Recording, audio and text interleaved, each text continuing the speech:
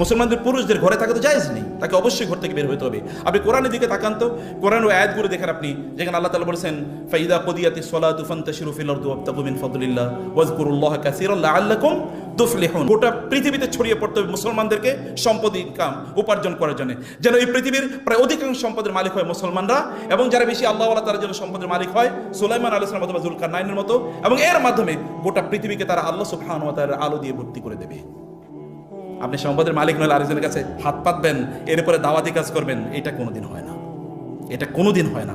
ওয়ামা আসআলুকুম আলাইহি মিন আজর, হে লোকেরা আমরা তোমাদের কাছে কোনো টাকা পয়সা চাই না। লা আসআলুকুম আলাইহি আজরা ইন আজরিয়া ইল্লা আলাল্লাহ, আমি টাকা চাই আল্লাহর কাছে, আমার সম্পদ দরকার আল্লাহ সুবহানাহু ওয়া তাআলার কাছে। আল্লাহ সুবহানাহু ওয়া তাআলার কাছে আমি কোনো প্রতিদান যদি প্রয়োজন হয় সেটি আমি আল্লাহ সুবহানাহু ওয়া তাআলার কাছে চাই। এই পৃথিবীতে মসজিদ, এবং আপনারা বাংলাদেশের প্রেক্ষাপটেও বলেন, এই আমরা মাওলানা সাহেবরা আমরা কি করি, একটা জায়গায় গিয়ে বলি ভাই আমি একটা মসজিদ বানাইতে চাই, মাদ্রাসা বানাইতে চাই, কয়টা পয়সা দেন না। তো এই পয়সাটা আসে কোত্থেকে?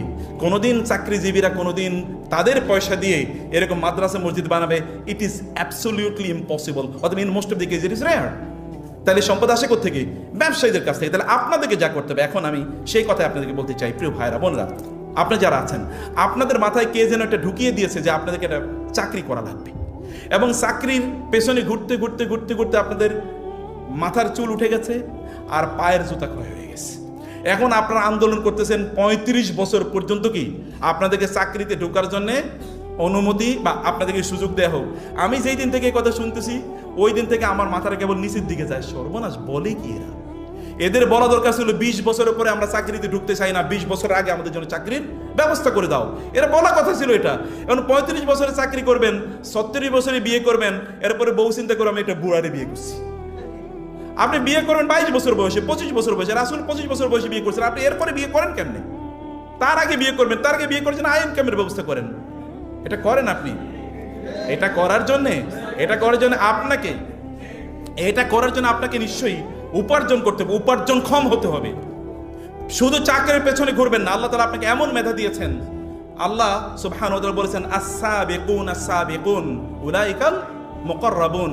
সাবিকুন, যারা সাবেক, মনে রাখবেন, যারা সকল জায়গায় এগিয়ে আছে, গোটা পৃথিবী তারা চালাচ্ছে।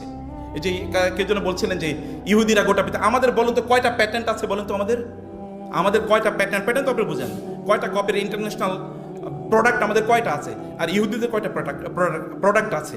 ওরা গোটা পৃথিবী চালায়, আর আমরা কি চালিত হই তাদের মাধ্যমে। প্রোডাক্ট সব ওদের, প্যাটেন্ট সব ওদের। তা আপনি এরকম প্যাটেন্ট আইডিয়া, আপনি ফেসবুকের কথা বলেন, চিন্তা করে দেবেন, অথবা অ্যামাজনের কথাই চিন্তা করেন, অ্যামাজন